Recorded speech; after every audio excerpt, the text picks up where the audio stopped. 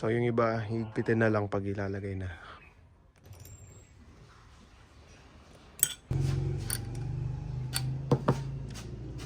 So yung washer pala dito sa loob, ayan, dalawa. So, importante yan para di masira yung... Babaklasin na natin. Umpisa natin sa magano. Umpisa natin dito sa mga lever.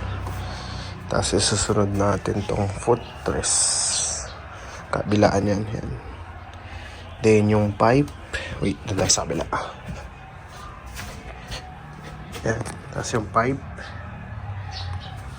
Tapos yung shock. Yan. Tsaka tong chain set. Yung shock, dumi yung may leak. So kailangan palitan. May hagyo pa nga. So hindi nagagamit na. Pero pag natanggal na natin to, tatanggal na natin chain set. Tanggal na yan. So ayan yung itsura niya ngayon. Okay. So ito time-lapse na lang natin para mabilis, diba? Let's go!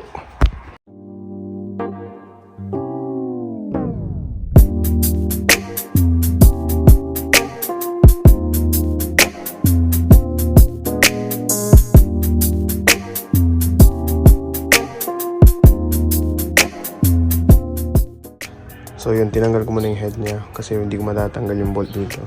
Tsaka balak ko linisin ko na muna lahat. Tatanggalin ko naman na lahat ng papalitan para mamaya salpakan na lang, diba? So tara, bilisan na lang natin video.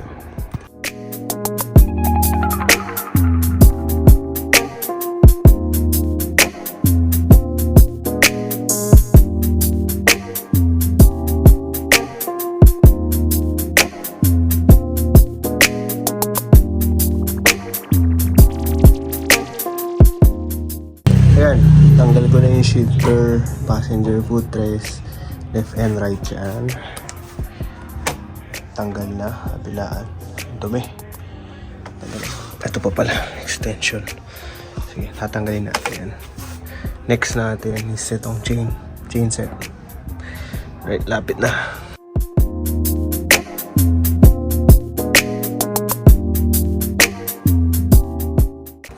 Yan, tapos na yung chain set.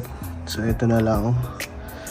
Tapos before pala natin matatanggal, kailangan natin tanggalin pipe para matanggal yun. Yan, tanggal na yung pipe. And next, ito para tanggal yung sprocket. Alright, let's go.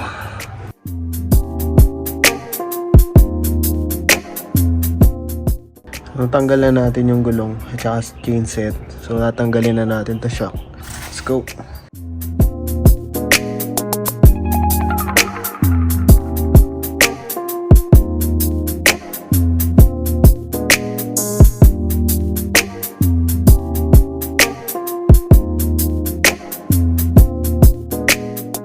Ayun, ang dumi-dumi. Yan. Kailangan baklas na natin. Kailangan baklasin.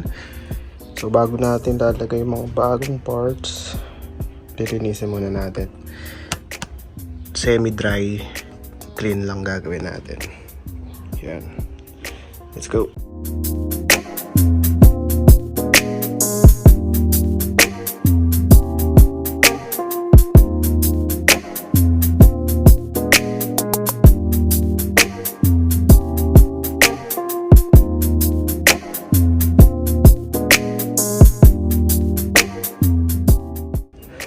Umpisa natin sa huling tinanggal sa shock.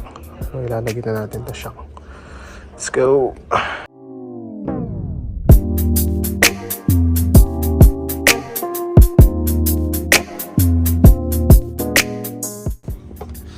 Okay, lalagay na natin ang MPR shock natin.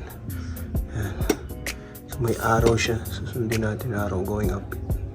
Kita ba yung arrow? Oh, hindi na. May arrow siya ito going up. Susundin natin paakyat. Next natin is yung chain set. Lalagay na natin chain set. Let's go. So yan, chain set. Sprocket size 43. Size 43.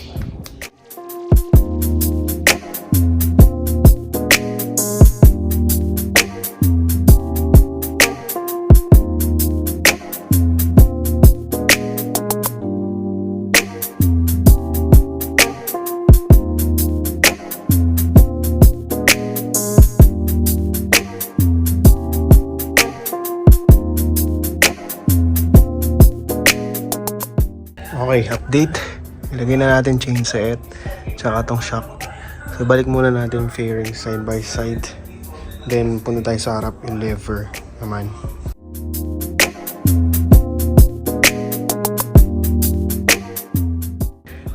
Lagay muna natin yung lever before lagyan ibalik yung headlight. Let's go!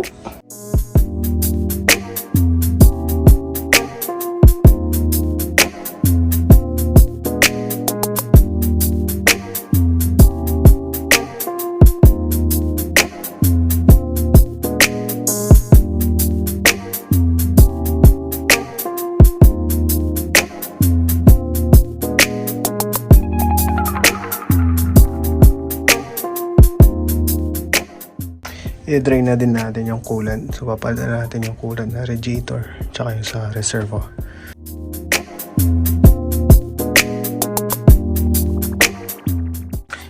Ayan. Lalagay naman natin shifter para malagay na natin yung pipe. Alright, let's go.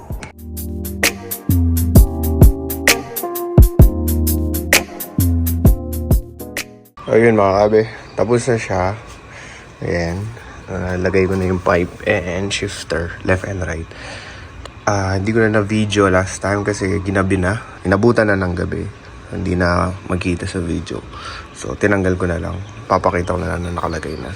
May konting problema lang kasi hindi aabot yung N-bar. Pinutol rin na namin pero wala pa rin. Pero bibili ako mahabang N-bar para aabot siya. Malak siya. Sa kabila kasi yan. Ito ang problema din. So dito may adjustment no? Dapat ito dito sa loob para abot yung bakal. Pero di namin binutas to kasi sayang. So adjust na lang sa N-bar. N-bar na lang. Yung shock, shifter, pipe, ilagay na, chain set. Ilagay natin. Okay. Linisin na lang natin.